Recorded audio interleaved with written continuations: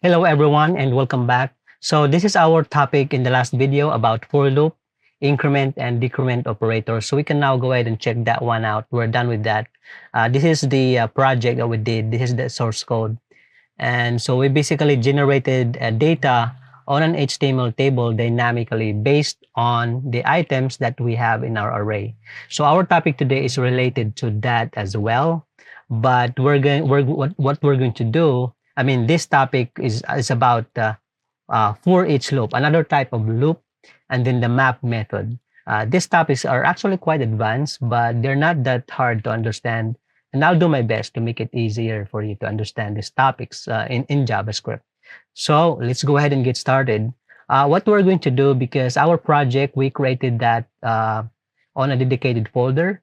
The reason for that is when you wanted to go back to this topic, you can easily go back to that folder and open that in VS Code, right? If you forgot about for loop, which is normal, by the way, in your journey as a developer. Sometimes you take a vacation, a month or two, and then sometimes you forget a couple of syntaxes on how it works. So anyway, this is a for loop application folder, and this is the one that we have, I guess, the previous project.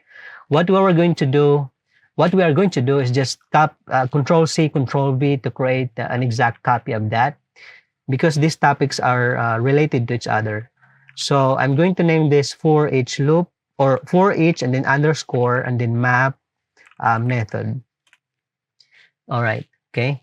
So now from VS Code, we are going to open that folder. So even if we have an existing project that is currently open in VS Code, that's fine. We can just go ahead and click File, Open Folder, then locate that project. There it is, for each, and then Map method, and then select Folder. And by the way, on your end, if you really wanted to work on the same file, that's fine. All right, that's fine.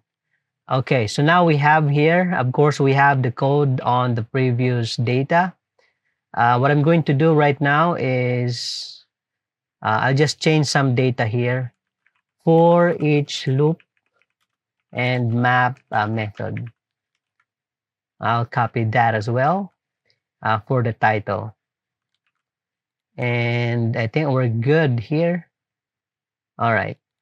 So maybe I'll just comment out this table. We don't need that for now.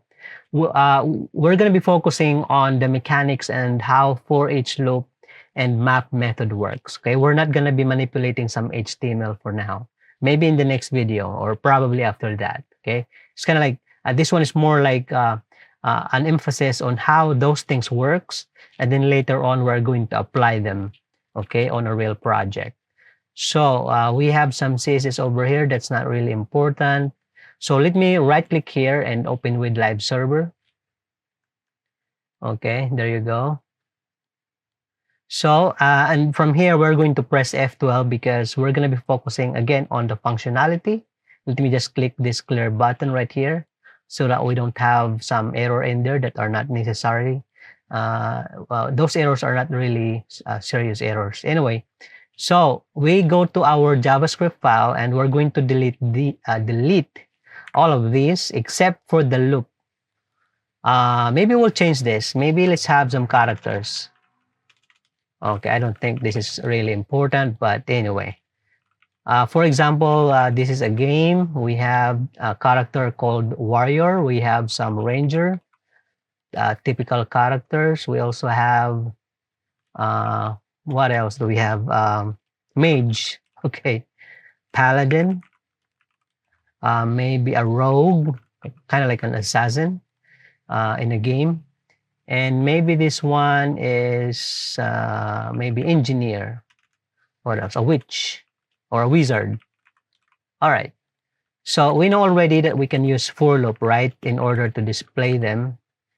We normally initialize a variable over here. And while I is less than the length of those characters, I mean this array right here, right? And then semicolon, then we can iterate I++.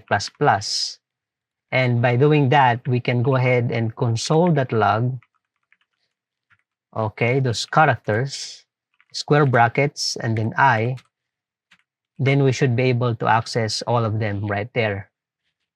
So what is a for each loop? How can we achieve the same thing in for each loop? So let me go ahead and comment this out. Okay, and we type for each right here in JavaScript. After you type that, press tab on the keyboard and it will autocomplete. All right, this is great because that would mean we will not miss anything when it comes to syntax.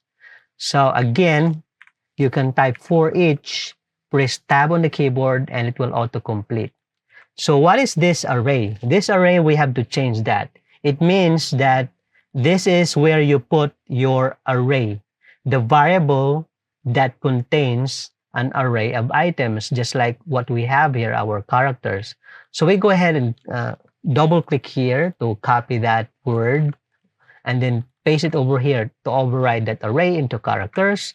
And then element, what is this element right here?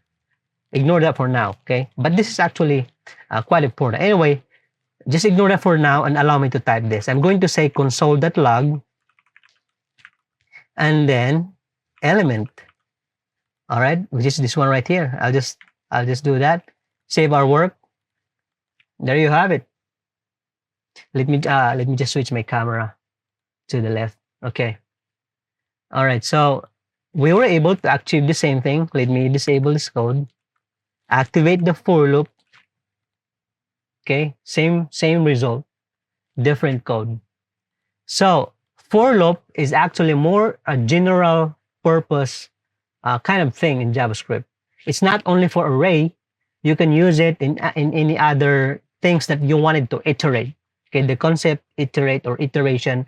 Iteration, you have to understand it as early as possible when you're learning how to code.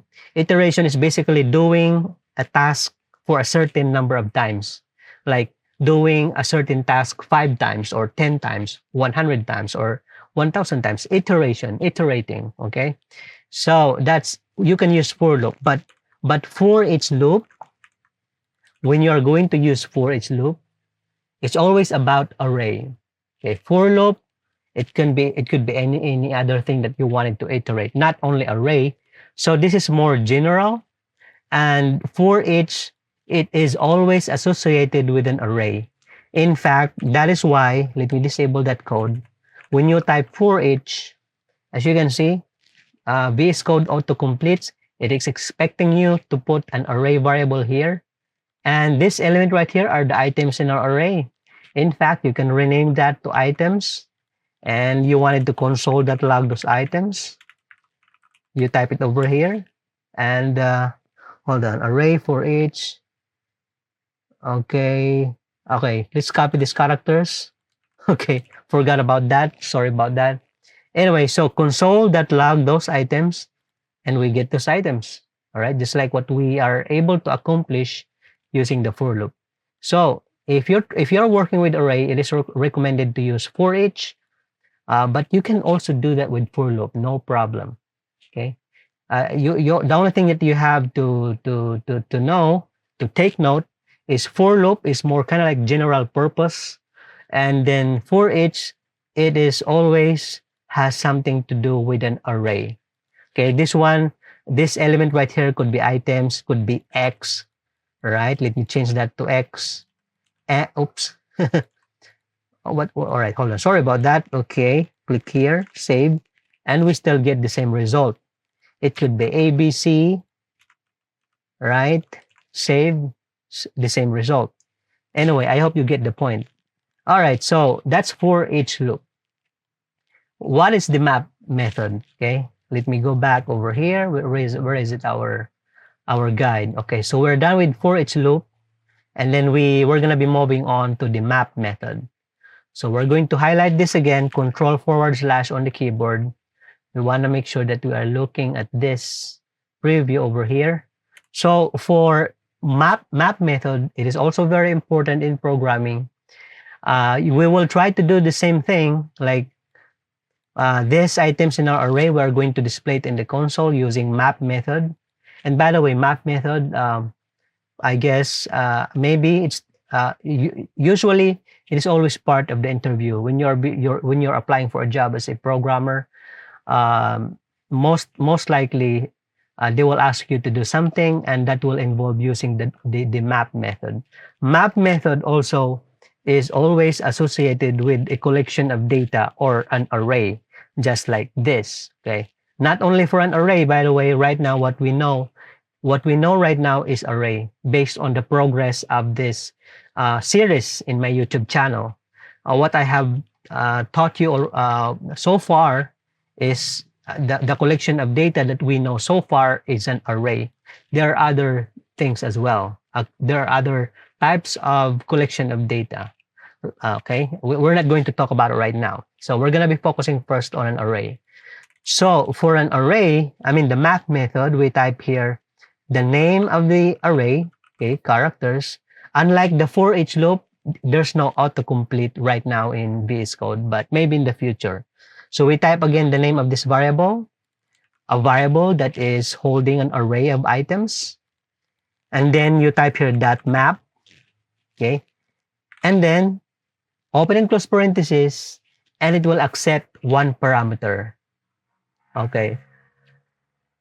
Remember for example, if I'm going to add a button here, and I'm going to assign an ID attribute of my BTN. Okay. Let me copy that and target that over here in JavaScript. It's equals to document, that query selector. It's an ID, so I'm using a sharp sign and then my BTN colon. And I'm going to say my BTN over here that add event listener. Add event listener is a method. Okay, we're talking dot map method. Let me disable that for now so we can avoid this error. So this is a method as well. Add event listener. It is an event, or I mean, it is a function or a method that accepts two parameters. Two parameters. It accepts the type of event, which is click. By the way, there's also a name called change. We are going to learn that as well. Right now, it's just a click event, the left click on the mouse. That's the first parameter. And the second parameter is, I call it the generic function before, but the proper term for that is anonymous function, because the generic function looks like this. Okay. For example, the name of the function. Okay. So this is the generic function. When I taught you about function, I use the term generic function because it is more understandable. But of course, eventually we will move on to the formal programming lingo. So we call this now an anonymous function. Okay, so of course here you can do anything. Right now, when we click that button, we will just have to say hello world, right? So let me just go here. Hold on, we can see the button because there's no text. Let me type click me, and there you have it. So our method is add event listener, accept two parameters. The first parameter is the event. The second parameter is the anonymous function. And this anonymous function contains this console.log hello world. And then when we click that button, there you have it. The reason for that, the reason that I brought this out, the parameters, is because the map method accept one parameter, not two. Unlike add event listener, that it accepts two. This one only accepts one, and it's only the anonymous function. Okay, like that. All right. I hope that makes sense. And of course, while this syntax is correct, we arrange it this way. So I clicked here and then enter. So we can have something here. We can do something over here. Whatever it is that we wanted to do, or whatever code that we wanted to execute over here. But normally, the map method is associated with an array. All right. So now, just like for each has already that element thing. In map, we can type something over here. Anything could be X, Y, Z. Let me go ahead and console.log X, Y, Z. And there you have it, guys. Warrior, Ranger, Mage, Paladin, Rogue, Wizard. Exactly the same thing on what we have here in our array. Exactly the same thing when we do this in for loop. Exactly the same thing when we do this in for each loop, right? And exactly the same thing, we can do the same thing using the .map method in JavaScript. So to make it clear, like for example, characters.map, it would be a best practice to put character here, singular, okay? Trying to make it grammatically correct in English, even though we are in programming, all right?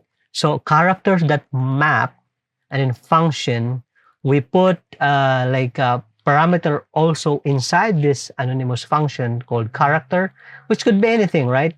You already get the point. I'm just using character because it's like a singular item, okay, for that, for every item in that array. So that's how map method works. Okay, so same thing with for each loop. Let me activate this one. So you can also do character here or just car, all right? Paste it over here and you get the same result. And let's try to step this up further before we end the video. If you wanted to do like a number here and then period, you can now use the backtick key right over here. Let me delete that one and use the backtick key on the keyboard. You already know where to find it. I already have shown you probably twice in the series, the backtick key, okay? So here, you can now use the $sign and then curly brackets, okay? This one will contain an expression. Yeah, that's a fancy word, expression. But all you have to do, make sure that you type here like some kind of a variable, okay? So the first one, I'm going to type here, let me go ahead and create first a variable here called I. I'm going to initialize that to 1, right? And I'm going to iterate that over here, okay? Increment operator, you already know that. So I'm going to display here the I. So the first value is going to be 1, right? And then inside the backtick, I can use a period. This period will be treated as a string.